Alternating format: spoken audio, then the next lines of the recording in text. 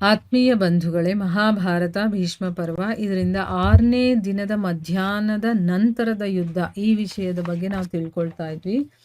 ಹೋದ ಭಾಗದಲ್ಲಿ ಯಾರೆಲ್ಲ ಹೊಡೆದಾಡಿದ್ರು ಅನ್ನೋದ್ರ ಬಗ್ಗೆ ತಿಳ್ಕೊಳ್ತಾ ಇದ್ವಿ.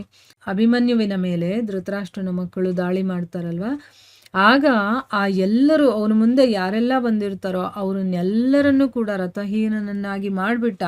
ಇನ್ನೇನು ಕೊಂದೇ ಬಿಡ್ಬೋದಾಗಿತ್ತು ಅವನು. ಆದರೆ ಭೀಮಸೇನನ ಪ್ರತಿಜ್ಞೆಯನ್ನು ನೆನಪಿಸ್ಕೊಂಡು ಅವನು ಕೊಲ್ಲಲಿಲ್ಲ. ಆಮೇಲೆ ಪಿತಾಮಹ ಭೀಷ್ಮರು ಏನು ಮಾಡಿದ್ರು, ಅಭಿಮನ್ಯು ಒಬ್ಬನೇ ಇದ್ನಲ್ಲ, ಆ ಕಡೆ ಹೋಗ್ತಾ ಇರೋದನ್ನ ನೋಡಿ ಅರ್ಜುನ ಏನು ಮಾಡ್ತಾನೆ, ಶ್ರೀಕೃಷ್ಣನಿಗೆ ಹೇಳ್ತಾನೆ, ಋಷಿಕೇಶ ಯಾವ ಕಡೆ ಬಹಳ ರಥಗಳು ಕಾಣಿಸ್ತಾ ಇದೆಯೋ ಆ ಕಡೆ ನೀವು ಕುದುರೆಗಳನ್ನು ಓಡಿಸಿ ಅಂತಂದ್ಬಿಟ್ಟು ಹೇಳಿದ್ದನ್ನು ತಿಳ್ಕೊಂಡಿದ್ವಿ. ಈಗ ಅರ್ಜುನ ಈ ರೀತಿ ಹೇಳ್ತಾನಲ್ಲ, ಆಗ ಶ್ರೀಕೃಷ್ಣ ಎಲ್ಲಿ ಯುದ್ಧ ನಡೀತಾ ಇತ್ತೋ ಆ ಕಡೆ ರಥವನ್ನು ಓಡಿಸ್ತಾನೆ. ಅರ್ಜುನ ತಮ್ಮ ವೀರರ ಕಡೆ ಹೋಗ್ತಾ ಇರೋದನ್ನ ನೋಡಿ ನಿಮ್ಮ ಸೈನ್ಯದವರು ಬಹಳ ಗಾಬರಿ ಮಾಡ್ಕೊಳ್ತಾರೆ. ಅಂದರೆ ಇನ್ನು ಅರ್ಜುನ ಹೋದ ಅಂತಂದರೆ ಅಲ್ಲಿರೋರು ಎಲ್ಲರೂ ಕೂಡ ನಾಶ ಆಗೋದಂತೂ ಗ್ಯಾರಂಟಿ ಅಂತ ಅಂದ್ಕೊಳ್ತಾರೆ ಅವರು. ಅರ್ಜುನ ಭೀಷ್ಮರ ರಕ್ಷಣೆ ಮಾಡ್ತಾ ಇದ್ರಲ್ಲ ಅಂತ ರಾಜರ ಹತ್ರ ಹೋಗಿ ಅವರಲ್ಲಿ ಸುಶರ್ಮನಿಗೆ ಹೇಳ್ತಾನೆ.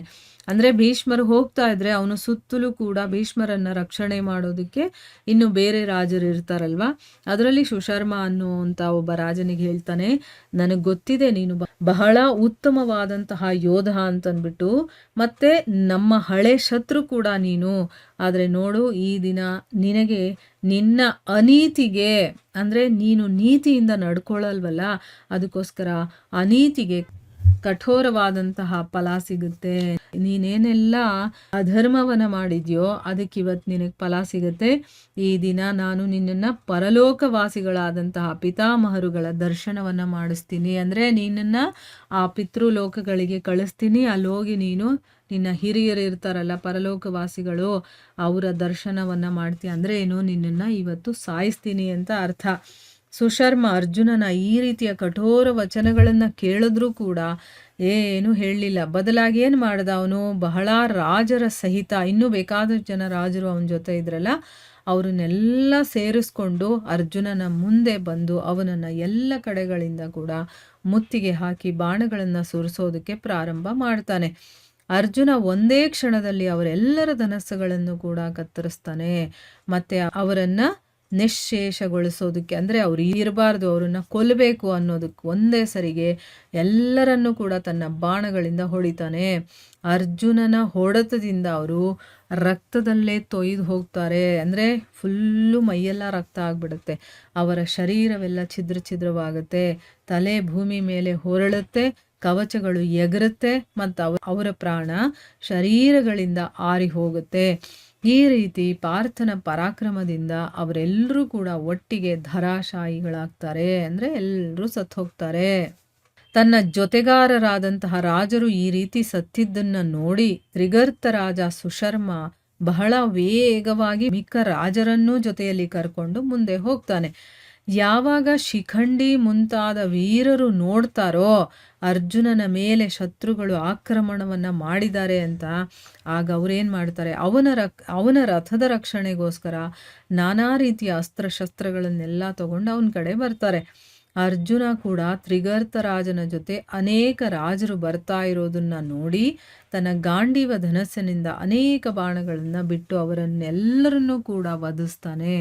ಆಮೇಲೆ ದುರ್ಯೋಧನ ಮತ್ತು ಜಯದ್ರಥ ಈ ರೀತಿಯ ರಾಜರನ್ನೂ ಕೂಡ ನಾಶ ಮಾಡಿ ಭೀಷ್ಮರ ಹತ್ರ ತಲುಪ್ತಾನೆ. ಅಂದರೆ ಅವರು ಎಲ್ರಿಗೂ ಕೂಡ ಏನೋ ಒಂದು ಗಾಯ ಆಗಬೇಕು, ನೋವಾಗಬೇಕು, ಆ ರೀತಿ ಮಾಡಿ ಅವನು ಭೀಷ್ಮರ ಹತ್ರ ತಲುಪ್ತಾನೆ. ಮಹಾರಾಜ ಯುಧಿಷ್ಠಿರ ಕೂಡ ಮದ್ರರಾಜನನ್ನು ಬಿಟ್ಟು ಭೀಮಸೇನ ಮತ್ತು ನಕುಲ ಸಹದೇವನ ಸಹಿತ ಭೀಷ್ಮರ ಜೊತೆ ಯುದ್ಧ ಮಾಡೋದಕ್ಕೆ ಬರ್ತಾನೆ. ಆದರೆ ಭೀಷ್ಮರು ಇಡೀ ಪಾಂಡುಪುತ್ರರು ಮುಂದೆ ಬಂದರೂ ಕೂಡ ಗಾಬರಿ ಮಾಡಿಕೊಳ್ಳಿಲ್ಲ. ಈ ಒಂದು ಸಮಯದಲ್ಲಿ ಶಿಖಂಡಿಯಂತೂ ಪಿತಾಮಹರನ್ನು ವಧಿಸೋದಕ್ಕೆ ಇಳಿದು ಬಿಡ್ತಾನೆ. ಇನ್ನು ಇವರನ್ನ ಬಿಡಬಾರ್ದು ನಾನು ಅಂತಂದ್ಬಿಟ್ಟು ಅವನು ಈ ರೀತಿ ಬಹಳ ವೇಗವಾಗಿ ಆಕ್ರಮಣವನ್ನು ಮಾಡ್ತಾ ಇರೋದನ್ನು ನೋಡಿ ರಾಜ ಶಲ್ಯ ತನ್ನ ಭೀಷಣ ಶಸ್ತ್ರಗಳಿಂದ ತಡೆಯೋದಕ್ಕೆ ಶುರು ಮಾಡ್ತಾನೆ. ಆದರೆ ಇದರಿಂದ ಶಿಖಂಡಿಯ ವೇಗದಲ್ಲಿ ಯಾವುದೇ ವ್ಯತ್ಯಾಸ ಆಗಲಿಲ್ಲ. ಯಾಕಂದರೆ ಭೀಷ್ಮರ ಸಾವು ಶಿಖಂಡಿಯಿಂದಾನೆ ಅಂತ ಗೊತ್ತಿರುತ್ತೆ. ಅದಕ್ಕೆ ಕಾರಣ ಆ ಶಿಖಂಡಿನೇ ಆಗೋದು ಅಂತ.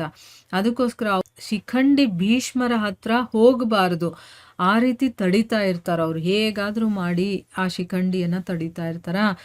ಈಗ ಶಿಖಂಡಿ ಮನಸ್ಸಲ್ಲಿ ಯೋಚನೆ ಮಾಡ್ಕೊಂಡು ಇನ್ನು ಅವರನ್ನು ನಾನು ಉಳಿಸ್ಬಾರ್ದು ಅಂತಂದ್ಬಿಟ್ಟು ಯುದ್ಧ ಮಾಡಬೇಕು ಅಂತ ತುಂಬಾ ವೇಗವಾಗಿ ಅವ್ರ ಕಡೆ ಬರ್ತಾ ಇರ್ತಾರೆ. ಅದನ್ನು ನೋಡಿ ಶಲ್ಯ ಏನು ಮಾಡ್ತಾನೆ, ತಡಿಯೋದಕ್ಕೆ ಪ್ರಾರಂಭ ಮಾಡಿದ್ರೂ ಕೂಡ ಶಿಖಂಡಿಯ ವೇಗದಲ್ಲಿ ಯಾವುದೇ ವ್ಯತ್ಯಾಸ ಆಗೋದಿಲ್ಲ.